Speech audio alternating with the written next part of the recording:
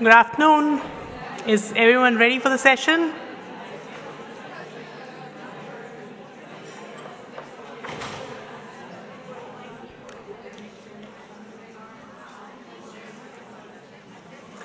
Can I request everyone to take their seats, please?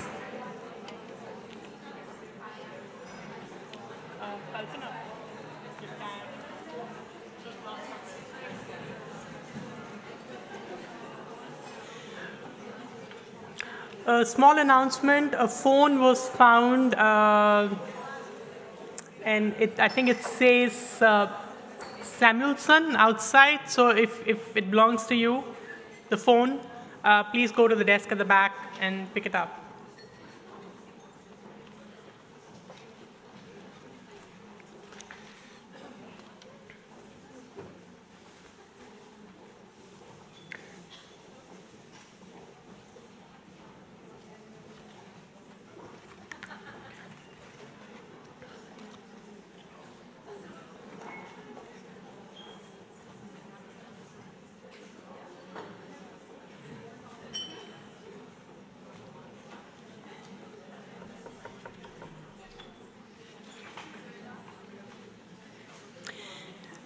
Okay.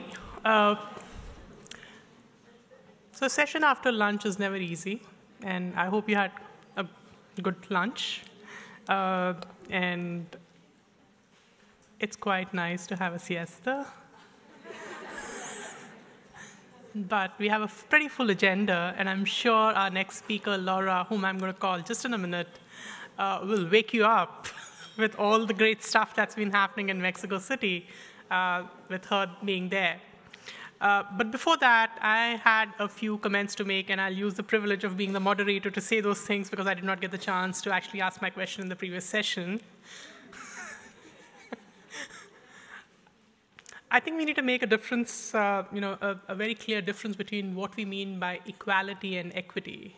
And equality and equity are not one and the same thing. Equality is saying, okay, we have a so-called level playing field, but often the playing field is not level. And what we need is fairness and not equality as things stand. And also there's this whole idea that somehow merit is paramount, but the truth is that merit is often a privilege, which people have gotten. And it's just not about gender, but in general, that we look at that merit is often a privilege, and merit is in some senses a matter of oppression. Because you can use the term merit and not give opportunities to women. So I think we should be very clear that we need to, if we want to have a level playing field, we need to first bring it to the level playing field, so to speak. And that's where equity really comes. And the second thing is that the needs of women and the needs of men are not exactly the same. And the needs of poor women and the needs of rich women are not one and the same. So we need to be sure that we are meeting the needs of all. And it might mean very different solutions there. So let's make sure that we do that. And just for that, I'm also going to use this opportunity to talk about a publication that we did on women in transportation and how do we make sure that we make our cities, great for women, safe for women, but also responsive to the needs of women. So you can download this document. You have some copies down there. This is a publication that we did, ITDP, along with SafetyPin, who's one of the speakers this afternoon. And also there's another policy document that's just come out. It's on gender and sustainable urban mobility. Again, something that you can download. Cards are out on the table. So with that, I'd like to call Laura. Laura's been a great friend. We've known each other for many years, and she's been doing some phenomenal work in Mexico City. And we'd like Laura to come up here. She's been the head or the minister for transportation in the city of Mexico, and now is standing for the position of a senator, from what I understand. So welcome.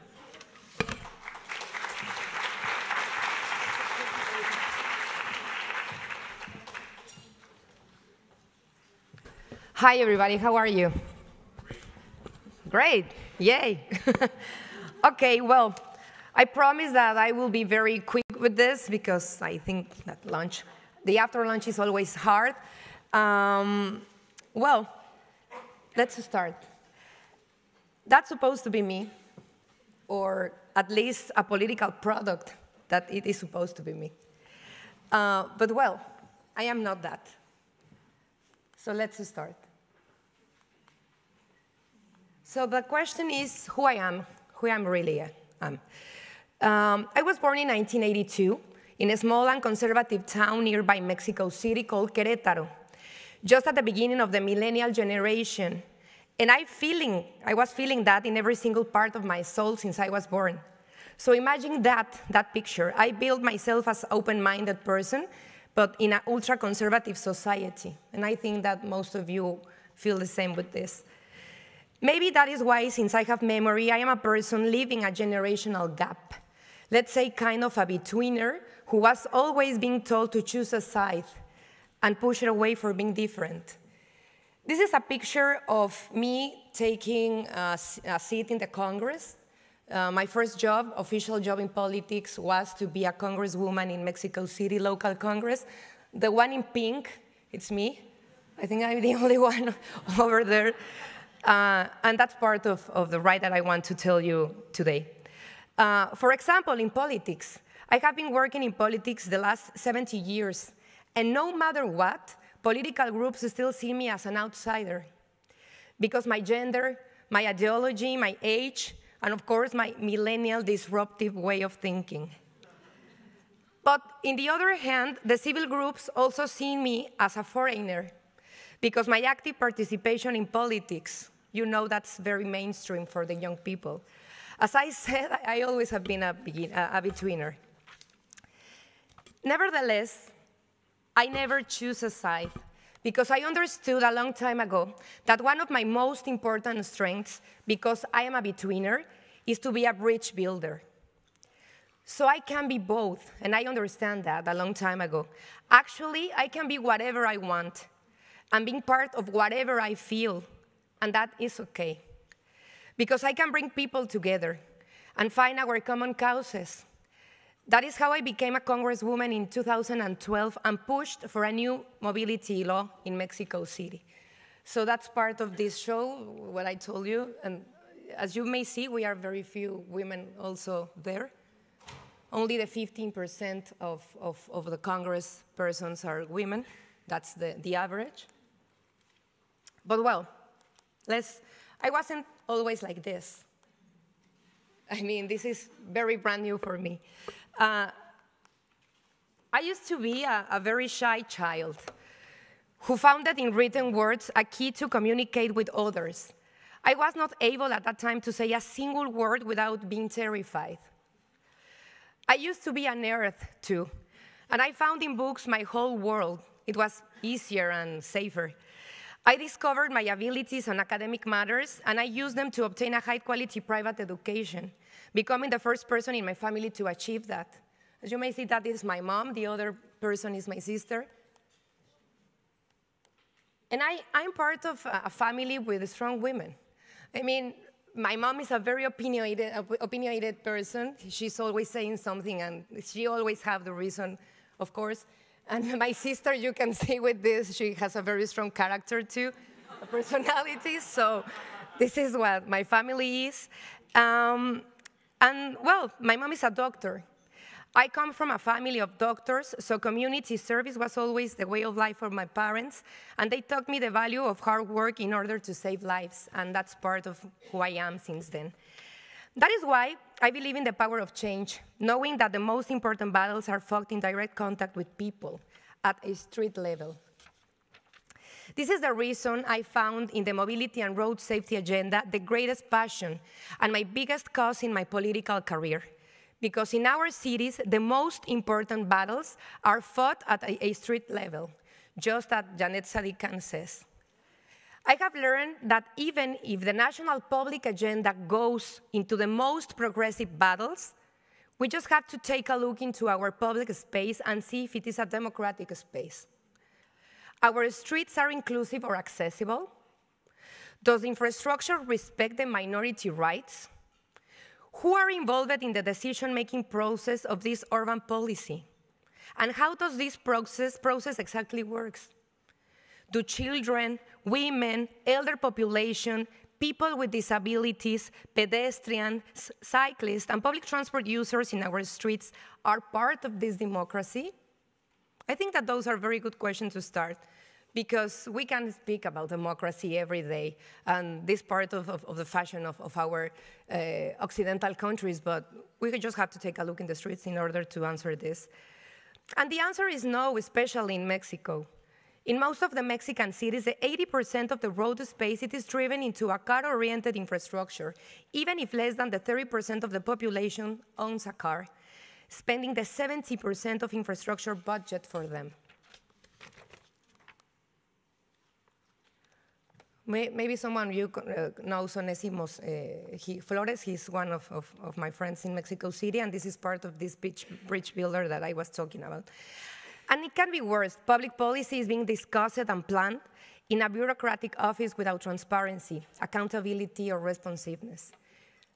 We are not going to be a democratic society as we want to if we don't fix this inequality. Because the concept of a universal and safe street represents the core of the community engagement, a space for liberty and rights through social and economic development. There is nothing more inclusive than a community owning their own public spaces and using multimodal transport options and safer streets without any kind of discrimination. The inequality in a society can be measured on the difference between the investment and the design of the streets. That is how the pedestrian agenda was born in my political timeline. And that is why the mobility law was born in Mexico City in 2012. And this is some examples when I was working in the Congress. The new mobility model in Mexico City was constructed over a strong collaborative effort through civil society engagement, government participation, and private sector cooperation. We created a Citizen Mobility Council to work on that regulation, and that was part of the hard job. This is part of also the community work that we were doing at that time. Through this frame law, we started a new budget allocation as long-term investment strategy, from the failure of the car-oriented infrastructure into a bigger, greener mobility ecosystem. Also created institutional capacities and public policy for a sustainable model for the city. For the first time, the discretional decisions that the former mayors and also directors of these transport systems, they were allocating all the budget for the private mobility and car-oriented infrastructure. So it was for the first time through this law that we started this change. At least it was written. The law had 4 pillars: the pedestrian at the center of the public policy, public transport system as the core of the mobility network, as a human right, of course, and walking and cycling as part of the mobility ecosystem too. So this is part of the work that we have been doing. We gathered together also the cyclists and the motorcyclists and the public transport users and everybody. It was a very open and a big and a communal conversation. It's this guy he's a motorcycle, a Harley one, with his horns, very bad, but with this sign that it is, we want the mobility law. Well, this is the new pyramid, this one that you may see with the pedestrian at the top, and then the cyclist, and then the public transport users, and then the car users. This is one part of the work that we have been doing. This is in the chamber, in the votation that day. We started a big movement that it was called Pedestrian First. We launched an app, and with that app, the people can start telling us all the failures in the infrastructure on the street in Mexico City in order to start mapping it. So it was a very good movement. At that time, it was the #1 app downloaded in the first week that we launched it. So it was interesting for the people, this conversation. So we work a lot on the street with people. And of course, the media, they were one of our biggest allies, and this is important. If you want to speak out your word, you have to work with the media. You have to work with the digital communication.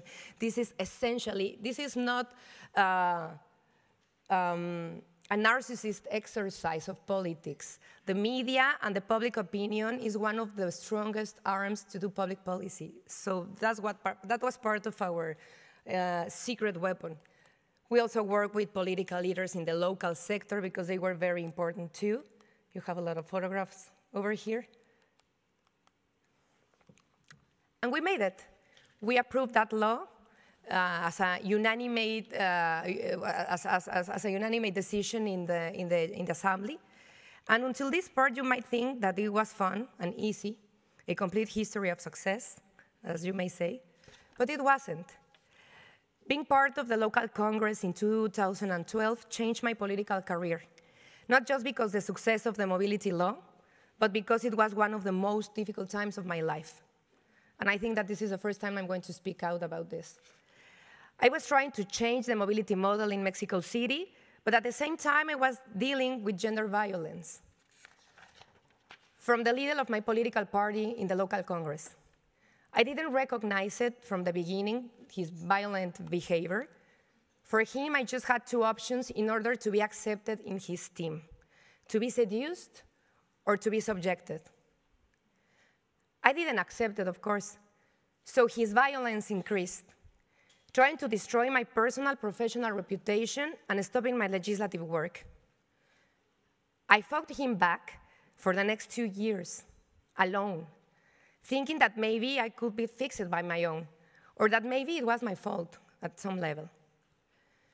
I never realized that he will never stop, because there was no problem at all. His problem was me being a woman, and a very opinionated one. At the end of my period in the Congress, he succeeded. I was completely isolated from my political party and my main allies. Of course, we obtained the mobility law, but that was part of the shiny story. I felt alone, and I thought that my only way out was to present my resignation to my political party. So I did it. In 2015, with 15 years of being part of the PAN party, I went out. Today, I recognize that I would manage better that terrible episode if I just had more experience. I have 29, 30 years old at that time. I didn't have the tools at that time, but also the institutional arrangement in politics in order to protect women was inexistent. That's why one of my biggest commitments right now is to prepare the next women regeneration in mobility. And I want them to be better and bolder than my generation, with more comprehensive rules in order to protect us. So today in front of you, I will speak out and say this: me too.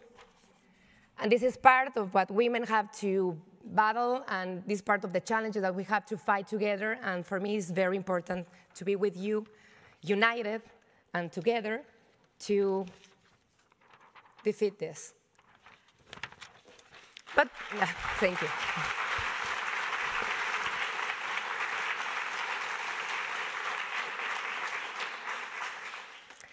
But this story ain't over yet. I keep walking. I keep working with the civil society groups and media. And also I built new political allies. You have to find new friends if the other ones don't like you.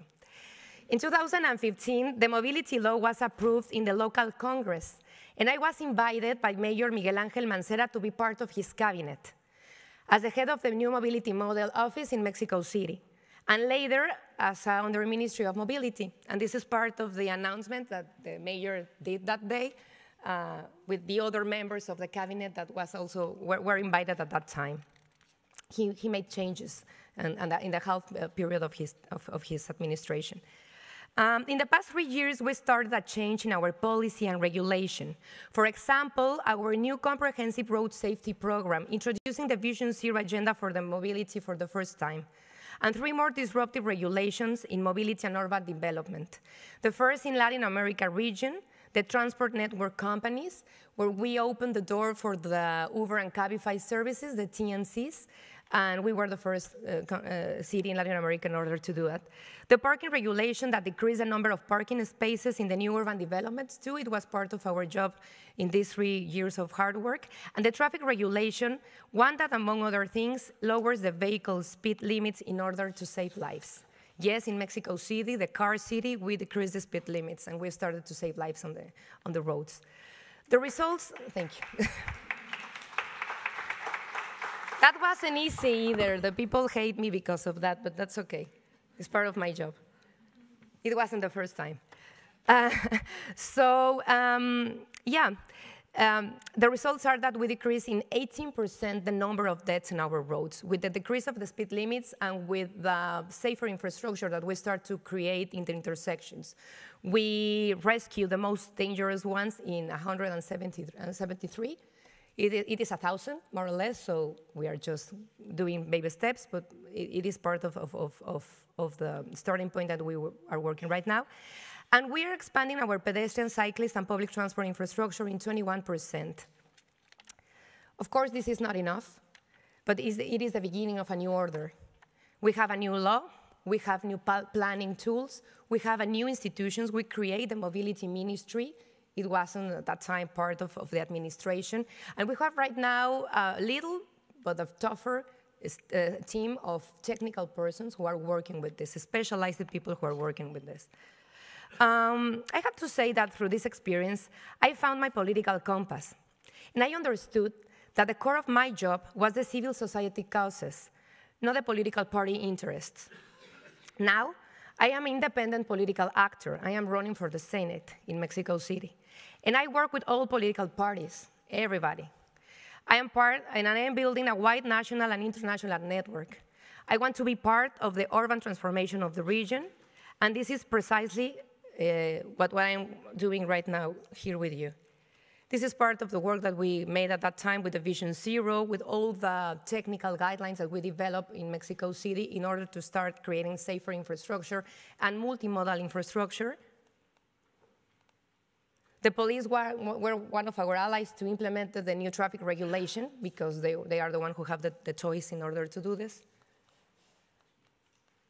And of course, the public participation in conferences, meetings, summits is very important because we were giving all the results that we have been building. The FIA Foundation also is a very important ally of us. This is part of the infrastructure that we are building right now in the city.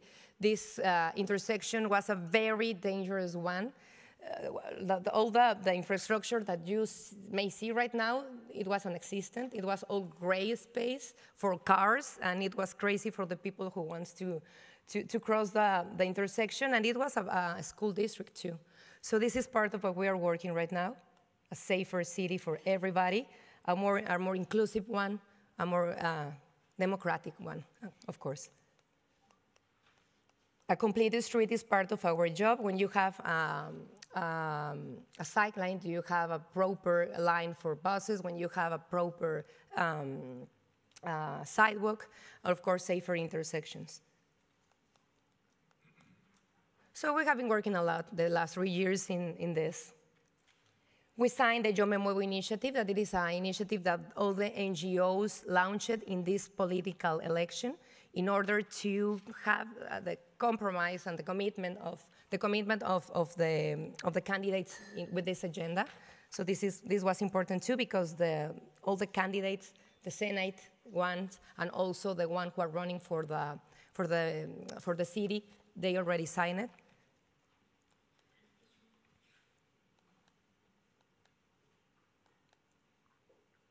And we have been working a lot, of course, with our partners in Latin America. This is Sergio Avellaneda. You may know him. He is the former Ministry of Transport in Sao Paulo. Also here we have Paola Tapia. She is also former Ministry of Chile. Marta Serrano, she's working right now in Madrid in the transport direction. Also, we have Lisa Castillo over here. She's former Ministry of Transport in Costa Rica. Daniela Chacon, that she's counselor in Ecuador. Paula Bissau, she is Vice Ministry of Mobility in Buenos Aires. So we have been creating together this huge network in order to start working together.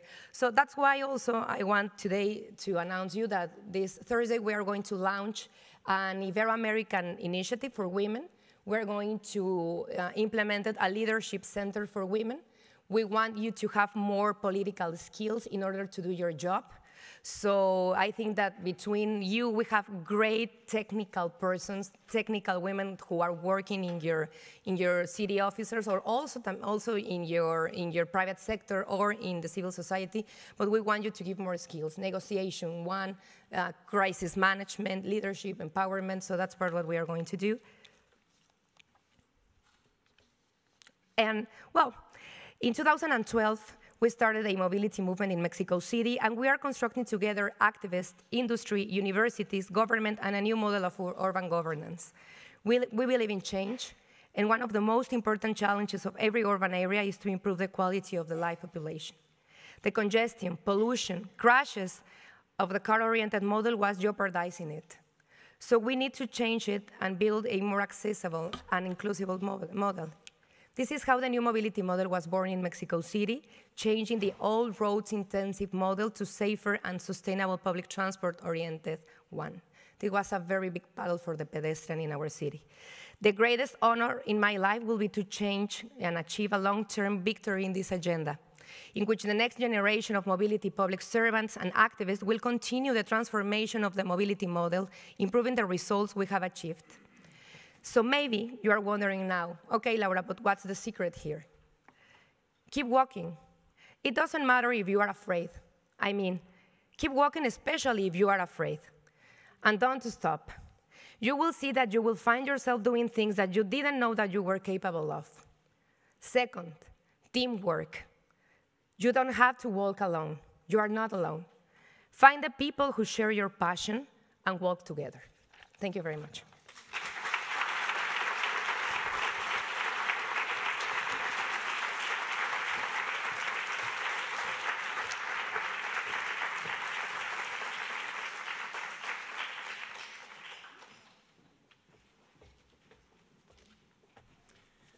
Wasn't she amazing? And don't you want to be that? Thank you, Laura. That was really amazing. We are inspired to actually take action. We have been, but you are showing it. The next session is an interesting session. We have 5 speakers. It's part presentation, part panel. And it has a very interesting set of actors, if you will. We have 2 entrepreneurs from Africa. We have a lecturer who's also an activist, also from Africa. We have a city councillor from Latin America, and a gender advocate turned technologist, if you will, from India. So let me welcome Esenam Nyador. Esenam, if you don't already know, is Miss Taxi Ghana. So she was the first taxi driver, female taxi driver in Ghana, and now what she's doing is she's getting more and more women to actually get into this industry of driving. She's getting more and more women trained to be there. Thank you for doing that, Esenam.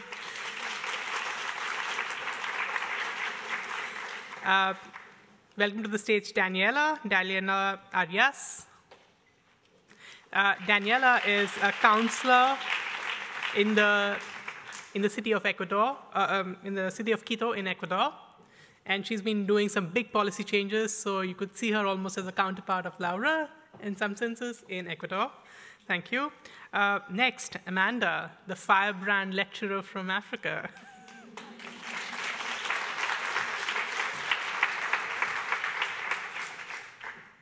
Amanda is a lecturer at the Makerere University in Uganda, and she's also a bicycle advocate, an activist.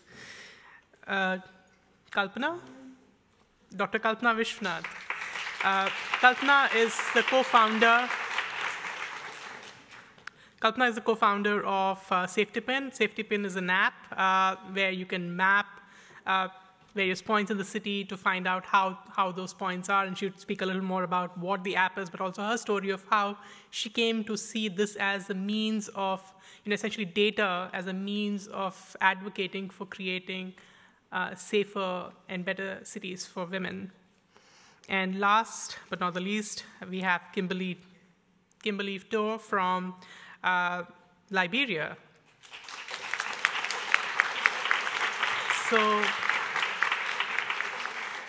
So Kimberly is partly representing the Association of Liberian Construction Companies. Kimberly actually heads the first and is the only female-led construction company in Liberia and maybe in Africa. And this is great because construction is seen as such a male-dominated space that she's actually showing that it's possible for women to be there, to be doing this work. And it's not that she just heads a company. She actually has women workers who are into the construction industry and making sure that they have the right space, they have their voice. So thank you all. So what we're going to do in this session is this. So we will have each presenter do a short little presentation telling their story of how they came to be and what they're doing. And then we would have one of their other panelists, if you will, ask them a question on whatever they just told us, right? So Esenam, it's yours. You should start. Go ahead. Good afternoon, ladies and gentlemen. Oh, okay.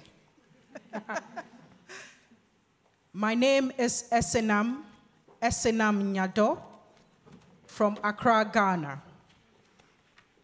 And if you can see up there, positive deviancy for development.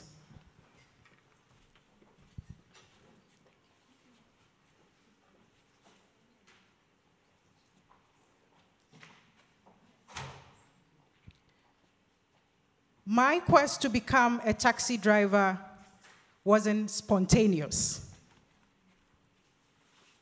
I earlier on was into several things. I went back to school to read social work major with psychology minor, introduced to gender issues and development, and then I started writing papers, wondering why the transport sector is male-dominated. I zoomed in, was asking a lot of questions. Of course, I couldn't find that much of an answer. So I decided to step on a few toes by being a deviant for empowerment and for development. I started off, but before I tell you how I started off, this is the statistics in Accra. Over 6,000 male taxi drivers and only 4 female taxi drivers. It is such a male-dominated sector. When I started,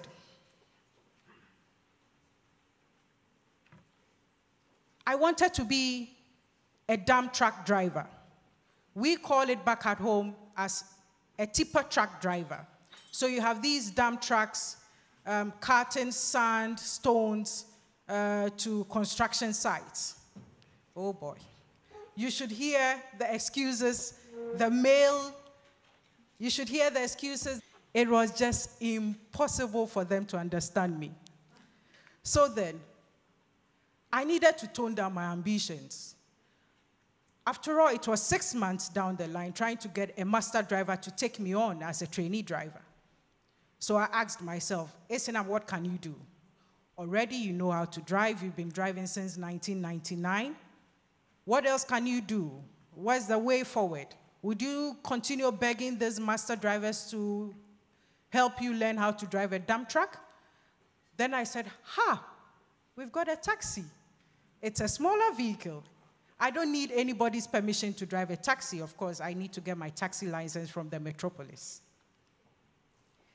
When I got my taxi on credit, that's another issue. Access to credit. So I got my taxi on credit, and the system works in this way. You work with the taxi, and then you pay up for the vehicle as you work with it. The entry challenges. Boy. You should hear. I attempted to join 3 taxi unions. You should hear them. Just because some tissues decided to gather up themselves on my chest and not below the waistline. They said, no, you're a woman. And I was like, what about being a woman? Oh, they'll go like, but you know, madam, you see, we have male drivers in our unions who don't have vehicles because probably it got broken down or the vehicle owner decided to fire our driver. Why don't you give your vehicle out to our driver? or one of our drivers, and then they would work with it and come pay you the rental fee every day. I'm like, no way, I want to drive. They wouldn't budge. But I had to play smart with one of the unions. I went back to them and I said, guys, you know what? You wouldn't accept me formally in your union, you know. But would you mind if I tag around you? I mean, I would come every day, park way behind your union. When you have clients come in and they make offers that you think is too little to accept, can you toss your rejected offers to me? And they were so ignorant. They said, well, you can have all our rejects. They never knew I was armed. I was armed with a call card, something the normal taxi driver in Accra would never do, have business cards or call cards. So very soon they were tossing their rejects to me, and these rejected clients ended up paying the exact amount these men were asking for, but I was getting it. And then I was distributing and announcing my businesses to all these clients. By the time I could say 1, 2, 3, most of the foreign embassies in Accra were calling me for services. I had been put on the Canadian High Commission's list as an alternative transport provider, the American embassy, the German embassy. Ooh.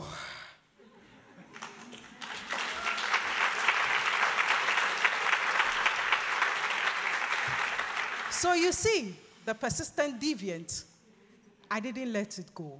I didn't lose in that fight. Now, almost 4 years down the line, I'm 5 years old as a taxi driver, but 4 years down the line, I realized what I had wasn't just deviancy, it was a virus. A virus that was catching on like wildfire.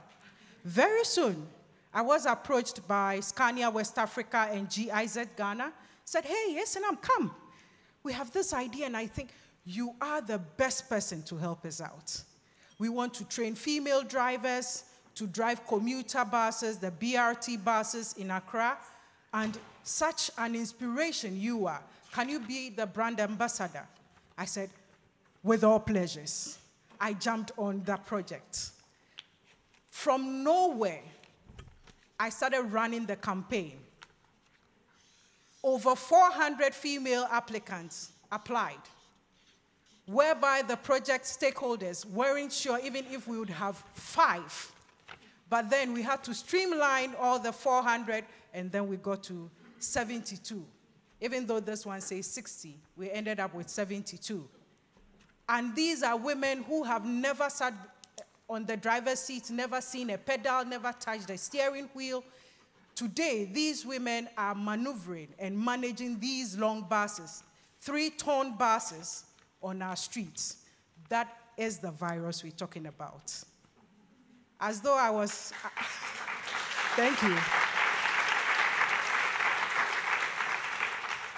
As though that wasn't enough, something happened again. That is it. Unapologetically, this time around, spreading a positive virus for development. The second project running concurrently is Women Moving Trucks. And we're training women to drive trailer buses, articulated trucks or trailer trucks. See the irony. I wanted to drive a dump truck. The men said no. I bypassed that hurdle, can drive a 3-ton bus. Now, I'm driving a trailer truck, and I'm helping other women based by the funding of GIZ Ghana and Scania West Africa. We're training women to drive articulated trucks. In fact, they are fuel tank trucks. And this is what our ladies would be driving in the next 3 months. That is what we say is empowerment. My name is Esenam. I'm an occupational gender desegregation activist. I don't know what you will call me, but I'm just a humanist who is fighting for equal opportunities as to how these power sources of control are shared when it comes to economic participation. Thank you very much.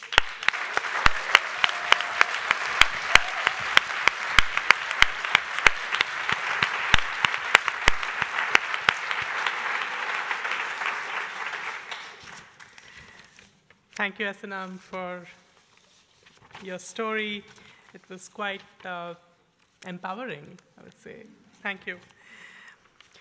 So now's the time for Kimberly, for you to ask Esenam something about what she's doing and how does it connect to what you do. Do you have a question for her? Oh, okay. So how are you motivating women to join your team? And Esenam, I'll request you to be slightly quick because we don't have too much time. The motivation is keep fighting. With all the hurdles I had experienced, they see me crossing and jumping over these hurdles. That alone is motivational. It is a male-dominated sector, and pampering wouldn't get the job done. I'm forging ahead. Thank you. Thank you. Next, Daniela, over to you.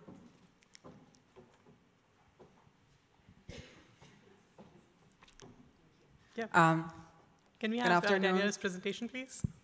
It's okay. Okay. Good afternoon to everybody. My name is Daniela Chacon. I'm a city councilor in Quito. Thank you so much to the German Corporation for bringing me here. I'm really excited to be here and to be sharing this moment with all of these inspiring women that have been talking throughout the whole day. Politics is in my veins. I'm a politician. And growing up, I never saw women in politics, in my country at least. This is my beautiful city. Please come. I grew up in a world where, you know, women were not leaders. Women were not politicians. And somehow I got politics in my veins, so I decided that that's what I wanted to do. And I worked for it for several years. And in my country, we have the parity law, which makes political parties, when you have a list for candidates, to if you have a man first, then you have a woman, or vice versa. And so I was working at the current mayor's in Quito campaign, and I was just, you know, speechwriter. And because I wanted to go into politics, and I thought that that was an entry. I didn't want to become part of any of the traditional political parties in my country because, you know, they will never, ever let a young woman in their ranks. So I saw an opportunity in a new party, and I went for it, and I started as a speechwriter. And one time they were talking, and they were like, you know what? We need women for candidates because they couldn't be able to fill the lists. Because, you know, in political parties, mostly they're all men. And at the decision-making level, still only men. So they didn't really have any women in mind. And I was like, hello, here I am. I'll run for office. And then, you know, the then candidate, now mayor, asked me if I wanted to join the list. And I said, of course. And we won. And then they wanted a woman to, and I was elected city council for 2014 to 2019. I'm still city councilor until 2019. And then they needed a woman to become vice mayor. Because, you know, the mayor was a man and it was politically correct. And I was like there, hi, I'm here. And so I became vice mayor, and I was vice mayor until 2016. And then the mayor asked me to negotiate with the Public Transportation Guild the new tariff system. And, okay, I have 2 minutes. And that's how I became part of the transportation system. I said, again, I raised my hand and I said, yes, I'll do it. And one of the things that I really, really am compelled about is that the decision makers, the planners, transport planners, never use a bus, never walk, never use a bicycle, and they don't wear skirts. So being a woman, using bus, being sexually harassed in my city many times in the buses and in the streets, I became an advocate for that. I created a sexual harassment program in my city. that is called Cuéntame. Well, it was called Cuéntame, now has another name. And it's a program for women to be able to raise their voices when there has been when they have suffered a sexual harassment case. And we implemented this program in 2014. It's been 2019. It's 2018 now, and we have over 1,100 claims. We have 40 people that have been sentenced to prison for the very first time in my country. Sexual harassment. Thank you. And with this, I'll finish. For the very first time in my country, sexual harassment in public transportation is being talked about. I'm not going to be here, stand up and here and say we have solved the problem, because we haven't. But it's part of the public conversation. It's not normal anymore, which is really important. And it's part of the policy-making process.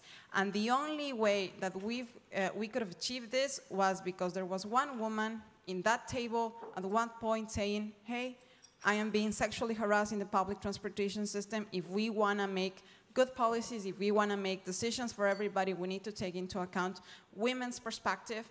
And that's how the program got money, political will, got funded, and now, you know, it's growing, it's becoming much, much more important.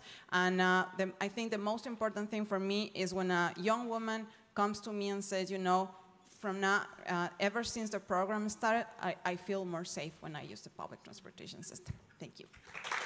Thank you. Thank you.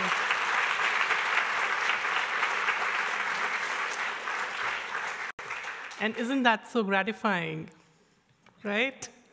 Kalpana, you've been working a lot with politicians, administrators in India and elsewhere, even in Bogota and other places. Do you have a question for Daniela on whatever she just told us about?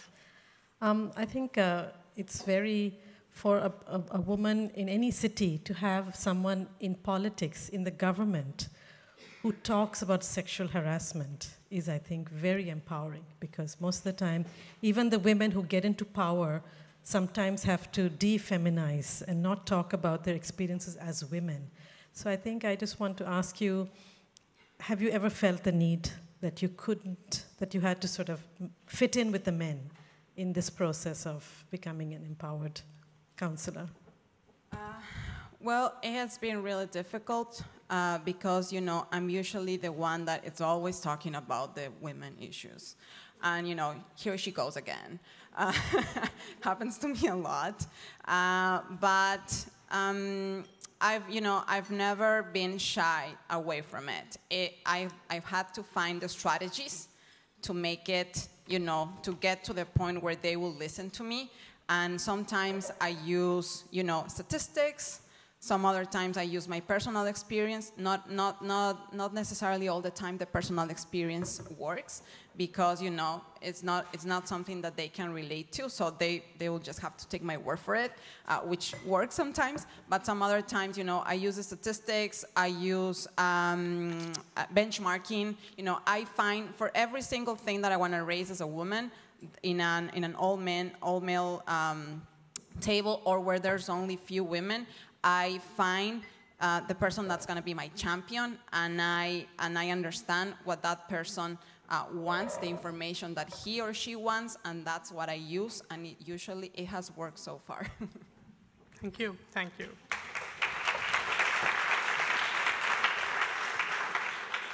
So over to you, Amanda.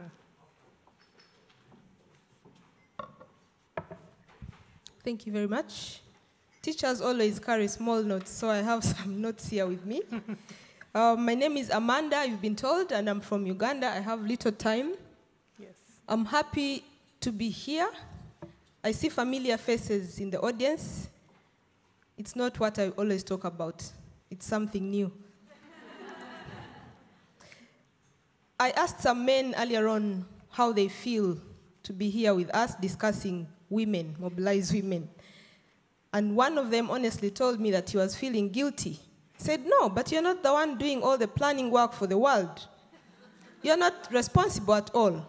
No, but I think that women can do something, he said.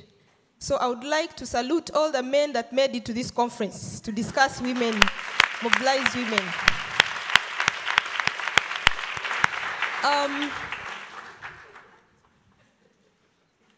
We want to be mobile. We want to move. Nobody hates to be mobile. And to move should be a choice, and how to move should also be a choice. These stories we know, we have heard, we have statistics, we have reports, we have experienced, so you cannot expect lessons today about it.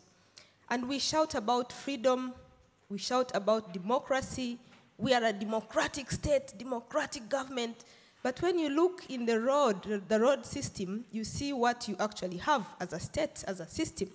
So somehow, we rule the world basing on lies because we can't see the truth. You see, that man in the middle of the road, that is somewhere in Uganda, northern part of Uganda. When people see that man, it looks normal. Someone said earlier that when men plan for transport, transport is planned for men. But when I see this, I have another story to add on that statement. You see the man standing in the middle of the road. I think that could be his friend, maybe girlfriend, you never know. But this looks nice there. Nobody shouts about it. But if it was a woman, another story is introduced. So what is this special thing about women and mobility? Safety is in the middle of it, of that story.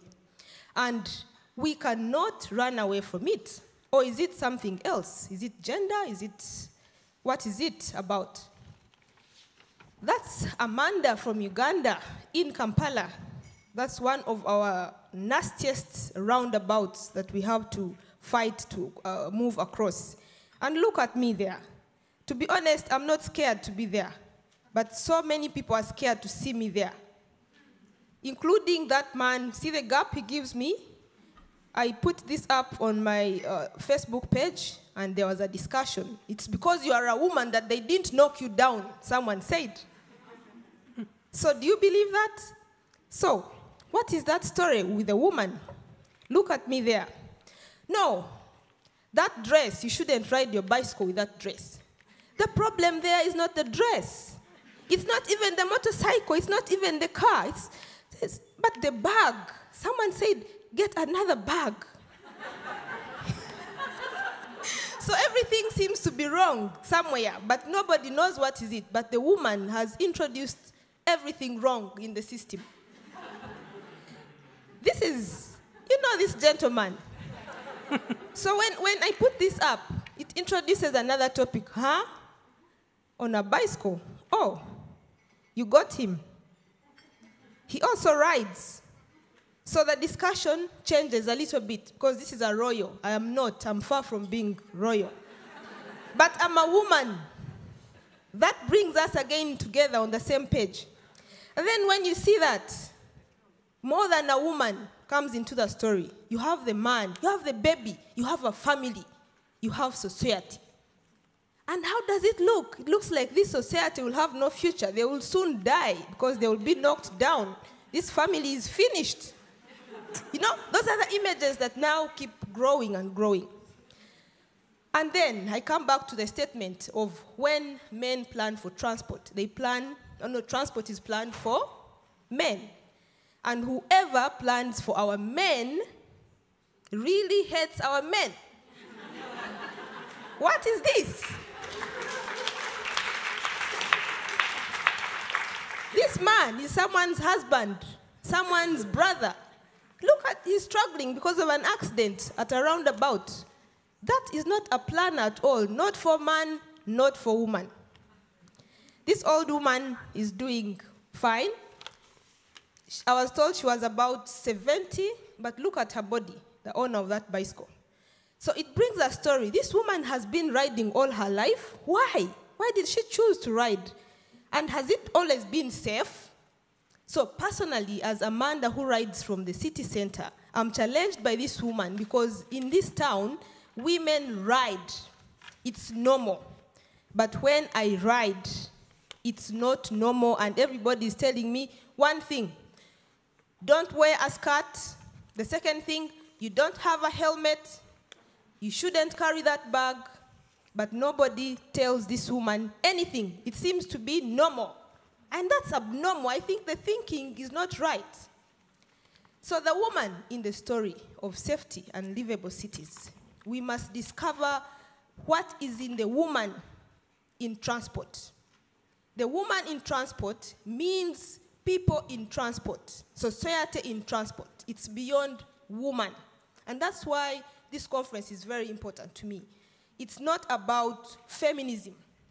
This is about realism. I'm realistic. We all have to think straight beyond the woman, with the woman in mind. Thank you very much, ladies and gentlemen.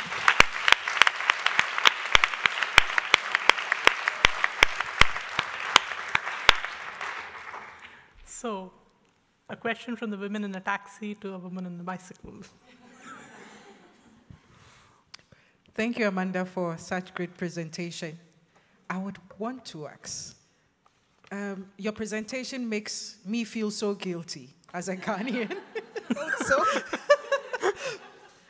we have no bicycling lane. I mean, if we do, it's just for some stretch of kilometers. How is this coming up in Uganda? we have bicycle lanes on paper.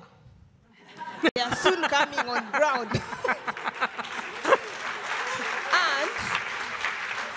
And those bicycle lanes on paper are there because of a woman in me. I learned how to ride when I was old. So I was interested in trying this out in my country when I saw people riding bicycles. So I generated this project.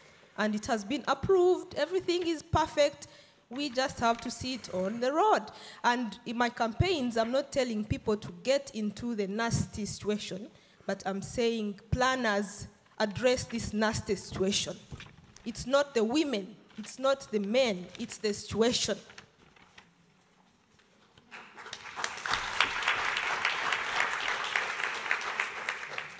Over to you, Kalpana. Good afternoon. As Shreya introduced me, I run a technology company which works on data. I'm an extremely unlikely technology and data person. I began my life as a sociologist, and as a young woman asked this morning, I've always been a feminist, and my work was as a gender activist, working with cities to address violence against women.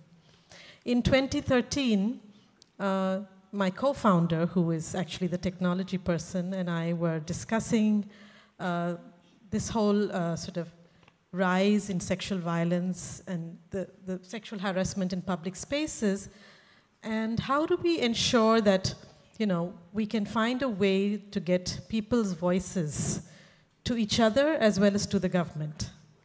And that was the time, a lot of people were building apps. So, but of course, people who build apps are really, 19-year-olds and 25-year-olds who build an app in 5 days, and they're out in the market there. So, in addition to not being a technologist, I was also age challenged in starting a technology company. So it has been quite a learning curve to be from working in an NGO, working on safe cities, to actually starting a company and saying, okay, now we're going to use data. Because what we'd been doing before, I've been working on urban planning and gender for many years now, more than 15 years. But in this avatar of mine, what I'm trying to say is that how do we use data? How do we use data as a tool to ensure that governments respond to people's concerns in cities? We all know that sexual violence and sexual harassment in public spaces is a very serious problem. And I think that's been talked about since the morning about how do we access streets. But I also realize very strongly that unless we're able to access the street, we will never be equal. The street is actually the most equal place in a city. And unless we're able to realize the potential of the street. So I come from a country, India, which I'm sure all of you know, that sexual violence and sexual harassment in public spaces is a very big problem. So, I started this organization called Safety Pin. This is a public space in one of our cities, and it's a crowded public space, but I do like this picture because it reflects an active public space, and I do believe this is how public spaces should be. And traditionally, many of our cities did have this kind of public spaces, but the introduction of the car and the introduction of planning for the car has changed the way that the public space is. And so we have a different imagination of what the public space should be. But sexual harassment is not just an Indian problem. And I think that's something we all have to accept. It's a global problem. It's been talked about since the morning. There are enough statistics to show that around the world, 50% in a city, 60 in some city, 80 in some city, 90 in some city % say they have faced sexual harassment either in the last year or in their lifetime. I think, the Me Too movement brought into sort of relief the fact that this is really a serious problem. I think the time has come for us to say that, the right to walk on the street is a fundamental right. Somehow we have willingly given up that right. We haven't fought enough for that right, and I think that's something we have to fight for. So the organization that I started is called Safety Pin, and we called it Safety Pin for 3 reasons. One is that a safety pin, if you look at the app, when there's any report, there's a pin where it is. The second thing is a safety pin actually, if is used to sort of keep something together. So we believe that as a tool, it would be used for communities to work together. But finally, in India, and I don't know of other countries, many women of my generation carried safety pins when we went in buses, so that if someone came very close to us, we could just poke them. So a safety pin is something that women actually, at least in India, we're very familiar with. So what do we do? The safety pin, we do have a process called the safety audit, okay? And we measure these 9 parameters, which is both infrastructure, but also the way a public space is used. It is not only infrastructure. We did something very early, which was really to partner with a media house and come up with ways of encouraging more people to use it. So this app is now nearly 5 years old, and we have about over 100,000 downloads of the app in countries around the world. We've got data in about 30 cities globally, in India, but in many other cities also.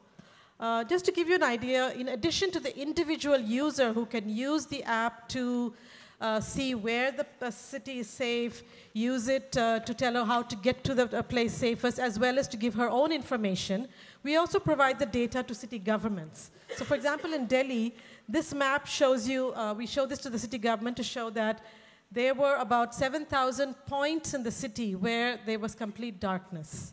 There was no light. And the city government has used this data to actually improve the lighting in the city. We also did some work around last mile connectivity because we did, as I said, the ability to move safely is not just landing up in a metro safely, but after you get off the metro or the bus stop, how do you get to your house safely? How do you get to your workplace? So we've done some work around that, and I think that is the last mile and the first mile connectivity is something we need to work on as much as the more sort of the train and the buses. And we did some work in Bogota, very interestingly, on auditing and mapping the bike paths in the city to see, and this data that was collected was used by the city government to both decide where to improve lighting as well as where to put the bicycle stands in the city. So I think really, before I end, I think what I think is that today most people are beginning to talk about smart cities. But what is a smart city? A smart city is not technology alone. Technology can only enhance or aid a solution. We have to understand that technology is not the solution. And I think that maybe if we have more sociologists who begin to do technology, we might understand this, because very often, the solution to safety problems in a city is seen in a CCTV camera. Now, a CCTV camera is not a solution. A CCTV camera is a tool that can aid in some situations. So I think really what I'd like to sort of end by saying is that we have to find ways of harnessing technology, harnessing data, because today, in a world of data and technology, we must use it. As women, we must use it. But we must use it strategically, and we must understand its limitations as well, because at the end of the day, it's people's voices. It's what women say, what kind of a city that they want, which is going to bring about the change. Thank you.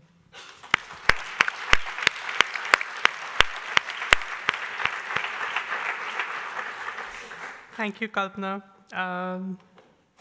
Over to you, Daniela. What would you do as a city councillor to... I have a question as a city councillor to someone like Kalpana.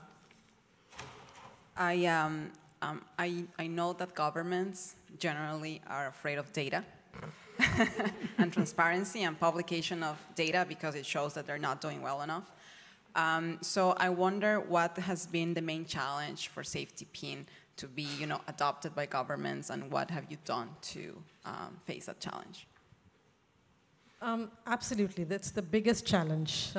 One is that if you give them data, because it's like Winston Churchill said, there are three kinds of lies: damned lies, and statistics. So when you give them statistics and numbers, they're like, where did you get this from? Maybe people are lying, so it's always possible that people lie, that they this thing. So I think the challenge has been to be, as someone spoke this morning, is to be really persistent, and I've had many lack of successes. There are many city governments where we haven't been able to get them to use the data, to be honest. But we have had, because I do believe, like you and like many of the people sitting in this room, there are actually people today in government who want to see a change. And you have to find those right people. And when you find them, you have to stick to them till they are shunted out somewhere else. So really, it's a struggle, and it's frustrating because you work all the time to build up a relationship with one person or one group, and then they are transferred. At least in India, bureaucrats are transferred all the time with no reason.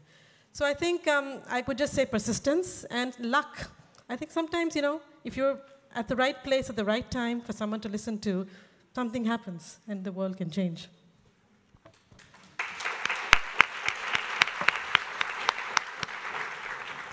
Maybe I should also say that persistence brings luck, because if unless you're there all the time, you would not be there at that instance when you actually have an opening. So last, Kimberly.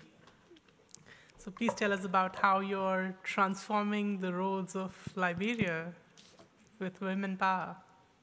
Thank you. First, I would like to start by thanking the organizers for giving me an opportunity to tell my story. I am a construction contractor, entrepreneur, you may say, in construction. My passion for construction comes from the heart. I grew up in a slum community where I remember constantly being teased along with my neighbors about our community. And I was shocked the first time it happened because my family and I lived in a very beautiful, nice concrete house. And I was really surprised because it was very new to me. But I couldn't imagine how my neighbors felt, those who lived in shacks. So I remember growing up thinking that when I get big, I would go into construction, build houses for families, so that kids don't experience. This clicker, if you would like to use. If you want to use other slides, you have a clicker with you. Oh, yeah. Right there. Thank you. Okay. You want to go to the next slide? Right. Oh, okay. Thank you. So I grew up, well, that is not exactly my neighborhood, but yeah. So I grew up thinking that I will build houses for children so they don't experience what I experienced. And over the years, I got into construction, and I started to build low-income houses. And, in Africa, the credit line is kind of bad, so I got more into the contractor sector where we build houses for private families, private entities who build for organizations and for government. So as you can see, I built a gas station for a company, and here I am in my construction gear.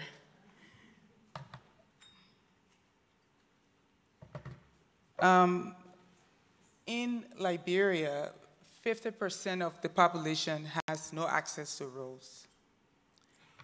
Like you said earlier, the needs of a rich country is different from the needs of a poor country.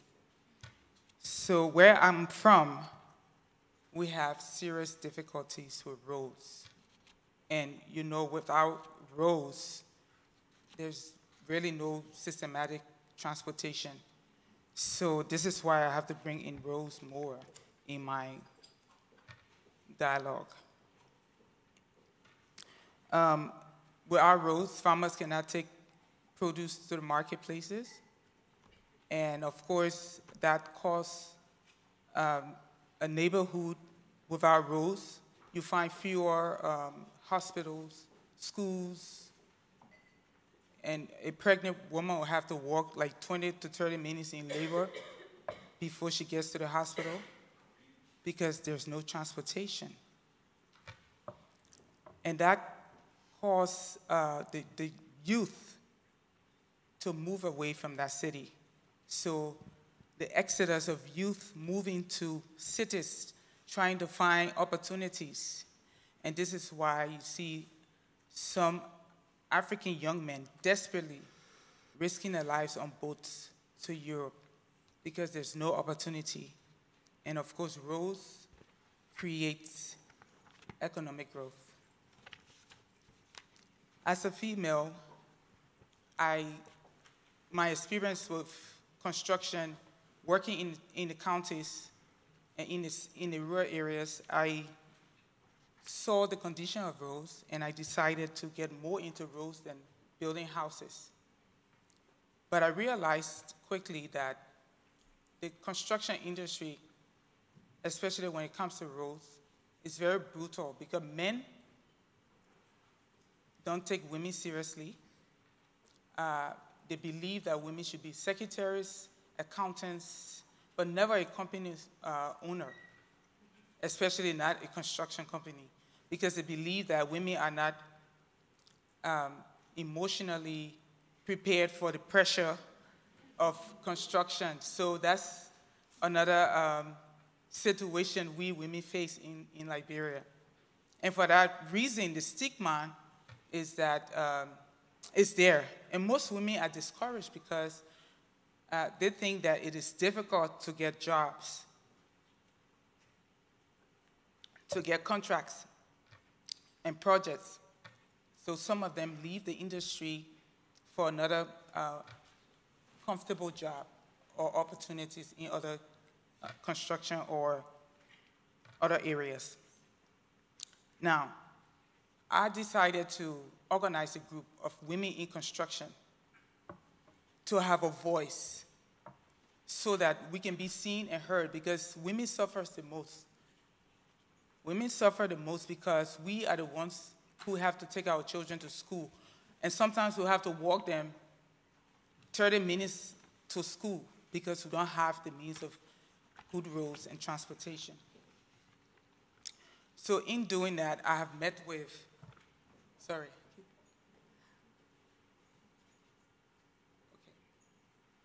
So I've met with my fellow women where we discussed the way forward. And we lobby. This is our new president, George Weah, President George Weah, and our former president, Ellen Johnson Sirleaf. We have been advocating, and that's the female group, part of the female group. We have about 35 females in the group, and I am the chairperson of that group. And we have been advocating, thanks to GIZ for the opportunity they have built. They have been working with us, training us, and creating capacity building, which is something that we really need in Liberia. We lack the skills, skilled workers. We lack of qualified managers, and we also lack of credit lines and equipment. So those are the challenges that we face as women in construction. So thank you very much. I know you're telling me time is up, so I have to go. But my last thing I would say, we as women, we should never give up. And this is why in what we do as African women in construction, we will not back down. We will fight until we get our voices heard. Thank you.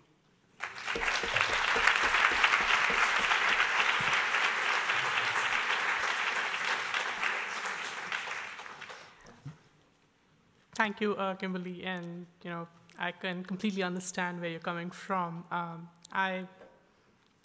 As many would probably not know, but then I actually studied mechanical engineering, and my first job was to design cycle rickshaws. And when I actually turned up at a workshop and I said, listen, we are going to design the rickshaw this way, and the guys were like, but what do you know about making rickshaws or making anything? And so I just sat down with them, cut pipes, steel pipes, bent them, and welded them. And they were like, oh my God, you actually made it. And the good news is actually this project, which started 20 years back in India, presently has led to about 500,000 rickshaws, cycle rickshaws in multiple cities in North India, which are providing transportation to about 4 to 5 million people. So it's possible if you're persistent, if you're there, and if you show it, people start seeing, noticing. So be persistent, just do it. A question for Kimberly from Amanda. Amanda, you're also, other than being a bicycle activist, a teacher. So how can we skill, and you could probably ask that. We have a situation of mobility having an impact from construction, from shopping malls, from buildings or roads constructed, determine how people use them or which mode is. You understand that? So what's the current situation in your country? Do you have the same clash? For example, when there is traffic congestion, we blame the builders. When we have many people buying cars, we blame also the road constructors. For example, we have a policy for non-motorized transport, but the constructors do not pay attention to that policy. They just construct roads. So I don't know what you think about that complaint or clash. Well, before I answer your last question, in Liberia, we have only one shopping mall. And it's like, in the whole country, literally one shopping mall. And it's very, very small. I think the stores in there is less than 10 stores. So that's how backward we are, unfortunately. But when it comes to roads and the structure of roads, construction is very challenging. Most of the roads are not built for a huge population. So in the city, we experience a whole lot of traffic. So this is why our government is now putting out projects for roads so that we can have better space to get around, to move around freely, if I answer your question, if I heard your question right. So, thank you. Thank you. So, I hope you enjoyed that session. Thank you all for sharing your stories. We would have a small little...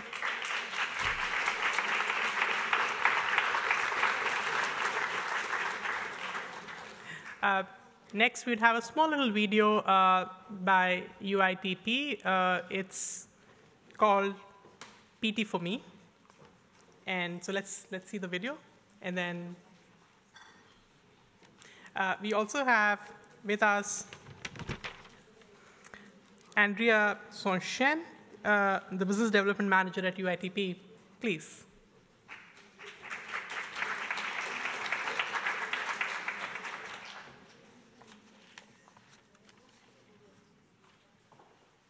सच भरी हुई बस में अपने आप को लोगों से बचाना frantically walking home from the station, on an empty street after a late night shift. Kwa mwendo wa hofia, naongojea gari la moshi, lakini pia nikiwa na hofia. دائما لازم اتعامل مع هاي النظرات المزعجه. دائما لازم اتعامل مع هاي النظرات المزعجه. Impacientemente esperando el último bus en una parada de bus desierta. अचानक मुझे feel हुआ कि मेरे कान पर किसी का हाथ था. His eyes continuously leered at me through the rearview mirror. na kwa zile binja بعمري ما ركضت بهالسرعه. A nadie parece importarle. These are some of the struggles in the daily lives of real women all over the world. It has to change now. It has to change now. We have to do something about it. Public transport is the backbone of cities. It affects our quality of life. In many communities, women's access to education, jobs and health services.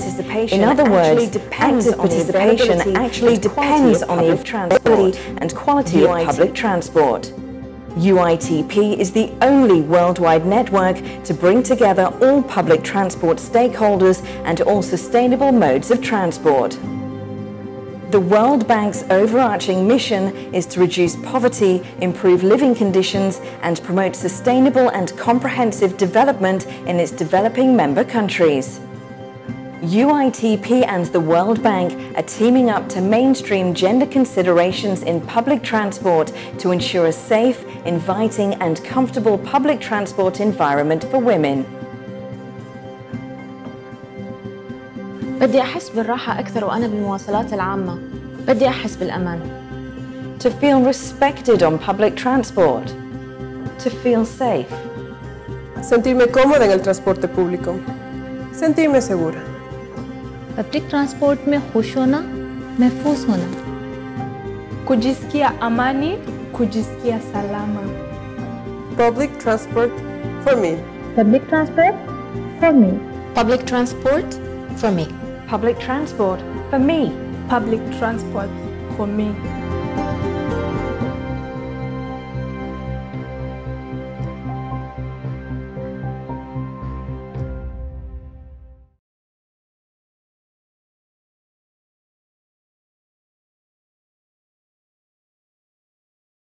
With the World Bank is striking a chord here, which is actually not surprising because we, as UITP, we actually decided to do something to advocate more safety and security for women and to put it onto a more prominent place in our working program after we actually saw studies that perhaps have been mentioned here already in the morning that about 70% of women using public transport have already experienced insecure and unsafe situations or sexual harassment.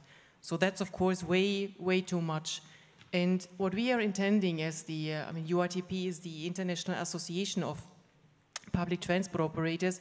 You've just seen it. Our member companies count about 1,500 in almost 100 countries around the world. So I believe if we can succeed raising the attention and mobilizing our members to do something, then hopefully public transport will be a much better option. And what we would like to change is to really see public transport and make people aware of public transport, as an opportunity for employment of women, but also to give them access to healthcare, to education, to jobs, which is crucial. And very often, we just heard it, there are no roads, there are no services. So it is difficult, and it's even more difficult so for women. So we are committed to mobilize our members, and we can already see that actually, this seed starts to be growing. So the message seems to be received, and I hope in a not too distant future, we can come up with some success stories. And in the meantime, if you want to watch what we do, we would like that very much.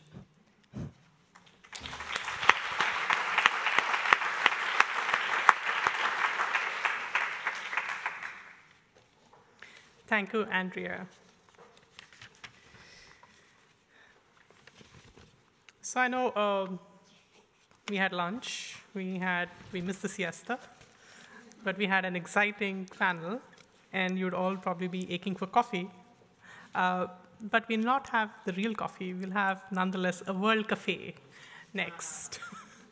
So the World Cafe is a fairly simple format. You see in the back, there are 12 tables. There are also 12 posters that you would see around in the room. What I would do is to invite each of the 12 poster presenters onto the dais. Can I have you all, please? So each of them is going to make a 1-minute pitch on what they're going to present in their poster session. You can choose more than one poster session because we would do at least 3, but most probably 4 rounds of these, of about 15 minutes each. So you can choose one and then move to the next one and the next one after every 15 minutes to learn what has been done by each of these projects. Please. Can you please come up?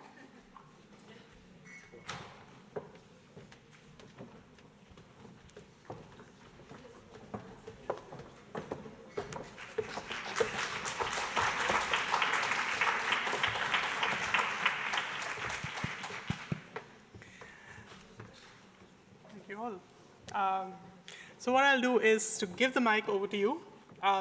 Please introduce yourself, your organization, and make a 1-minute pitch on what you're presenting. Thank you. Hi, everybody. I'm Bronwyn Thornton. I'm with Walk 21, and we'll be talking about walking. Women walk more than men. They make the decisions for their children about walking to school, and we'll be talking about the safety issues they face, as well as the ways we can make it better for them. Thank you. Thank you.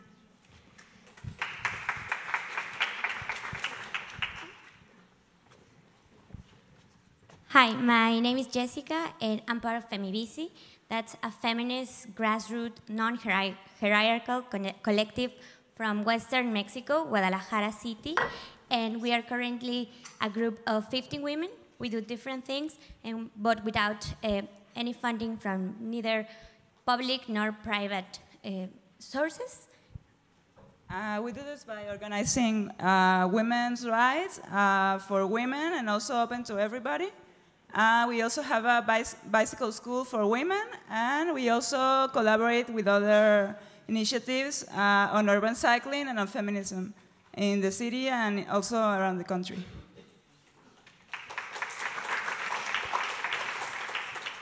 Hello everyone, my name is Marina Moscoso. I work at Despacio in Colombia.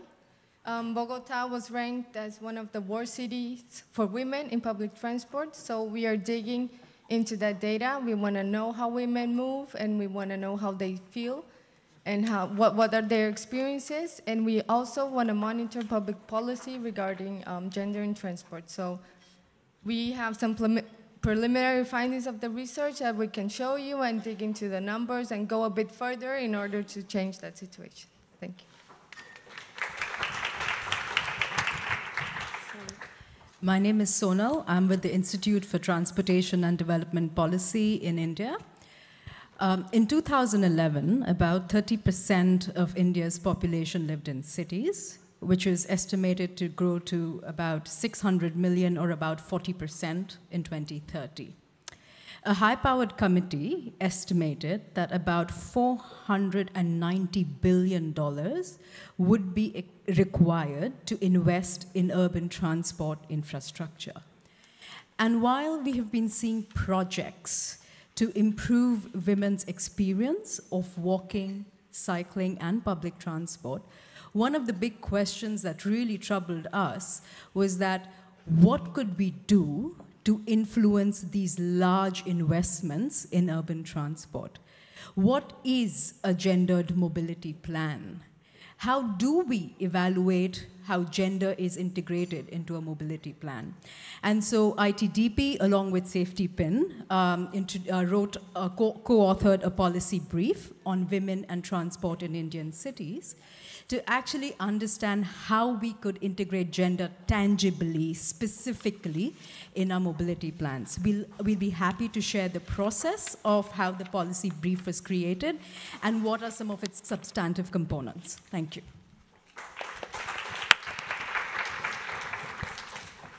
Hello, my name is Ida, and I'm... Get the mic a little closer to you. Oh, sure. My name's Ida. I'm representing Where Is My Transport. We are a integrated mobility platform where we integrate formal and informal transport. Informal transport in emerging markets, representing 80% of all transport, makes this a hugely important task. And we look to help improve cities in emerging markets make better investment decisions and decisions in planning.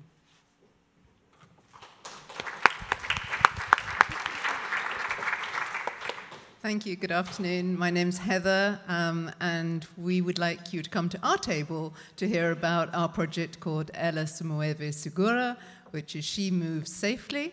And it's a study in 3 Latin American cities, one of which you've heard a little bit about, Quito, Buenos Aires, and Santiago. We use the same methodology at the same time, and we have some very interesting results to show the commonalities and the common challenges that women face, particularly when they're riding public transport from a personal security perspective in these 3 cities. And we also developed a toolkit and a summary, and we have to thank CAF and the FEAR Foundation for helping us do that. Great, and besides all the data you're going to see in the fact sheet and all the numbers and the stats that we've been hearing about 70% of users feel unsafe in public transport, and many of those obviously are women. You will find out that women do not like to travel alone or at night or with children, and these are very common results that I think we'll see in a lot of the studies here presented. But I think I'm just going to leave you one, result or impact from a year-long study, and it was that the cities were very involved with the local teams, and they got to hear the voices of the civil society and the citizens, and this really catalyzed a lot of actions from the cities that we're seeing now. So a year later of gathering information and presenting this information, it's really turning out into results. And like someone said, it's not all about the numbers, it's about livable cities, and I think the study did that, so thank you. Hi, my name is Anita Bertrand. I work at UN Habitat Egypt office. We support the government in planning for really changing this paradigm of planning for cars to planning for people, and through promoting non-motorized transport tools and also a BRT system. So we're planning for the first BRT, bus rapid transit system in Cairo, to connect satellite cities to the central city. It's not going to be the first BRT system only, but it's also going to be the first gender-sensitive BRT. So we've partnered up with UN Women and to kind of incorporate this gender component into the system. We've conducted a lot of surveys. We've come up with a lot of data, something that we don't have in Cairo on gender, specifically in transport, to better understand how women move, what are the challenges they face in public transport in Cairo. And we've come up with really interesting results that will feed into the service planning of the BRT system. So we invite you to come and check out the poster and learn more about this project. Thank you. Hello, my name is Mary Mwangi from Kenya.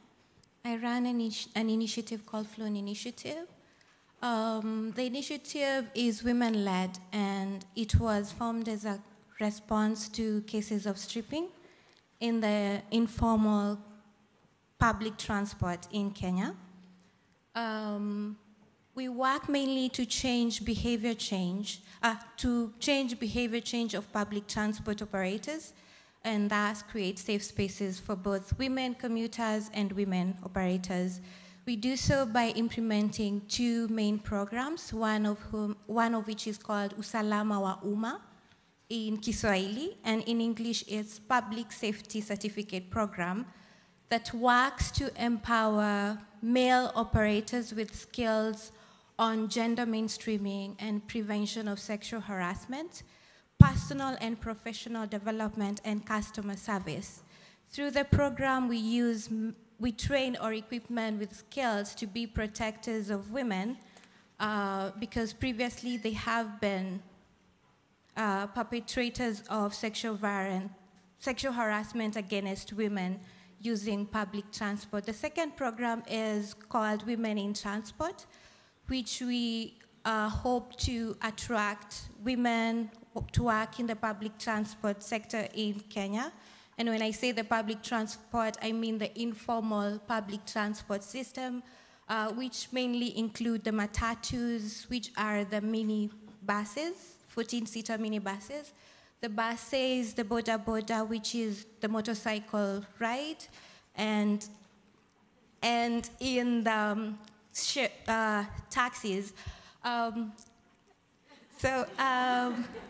Still, under the women in transport, we've realized that so many of our female operators have been going through a lot of stereotyping and a lot of stigmatization working in the male-dominated informal public transport where, and as a result, we are currently in the process of developing a storytelling session where we will develop a theater piece that will be aired to members of the public to be able to understand exactly who a female operator is, their experiences, their challenges, and the opportunities that are in the public transport, and that way be able to create an image, an acceptable and an actual image in the minds of public transport users.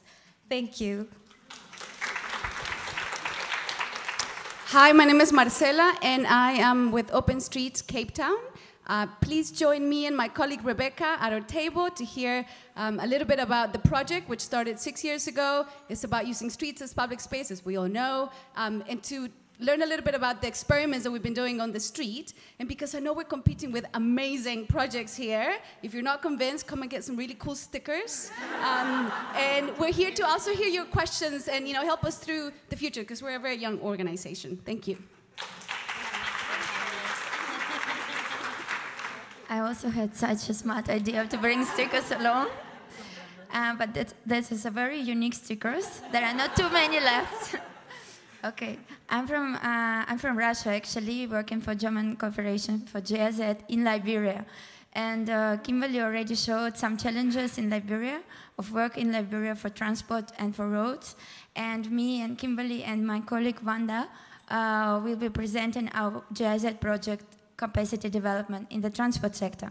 And for those lucky ones who are there at the table with us, I can also put on a small, the first draft of the zone of road safety zone for building awareness for road safety in Liberia. And also, of course, discuss sustainable financing for roads, how to construct and how to maintain roads, and also how important employment promotion and vocational training in Liberia. So come along, and we will hug you with big smiles of 3 of us. Thank you. Hi, my name is Christina, and I have no stickers with me.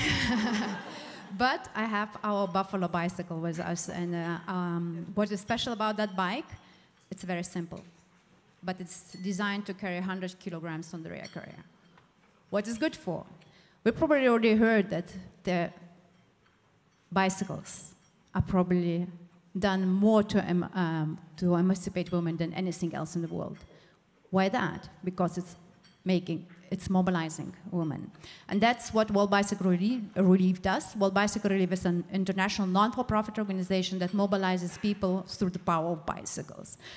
We provide bicycles, many of them go to education sector, mobilizing students, most of them girls, helping them to reach schools faster. Because if you have a bicycle, you can move at least 4 times faster than without a bike. And also carry 5 times more weight, no matter if it's water that you have to fetch prior you go to school, milk, medicines, patients, or whatever. To learn more, come and see me. Thanks.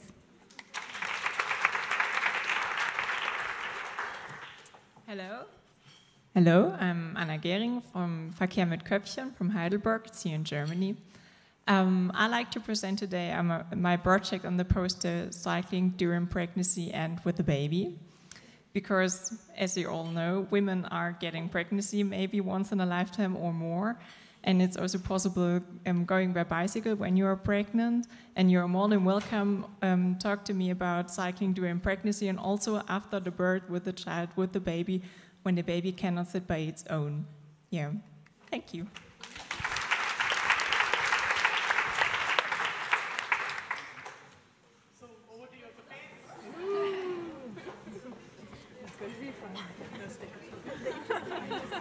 I thought I'd come here with no stickers up.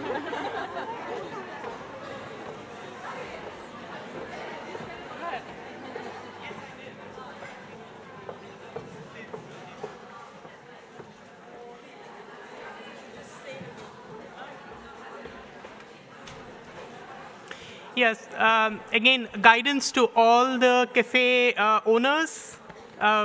Please run your session for 15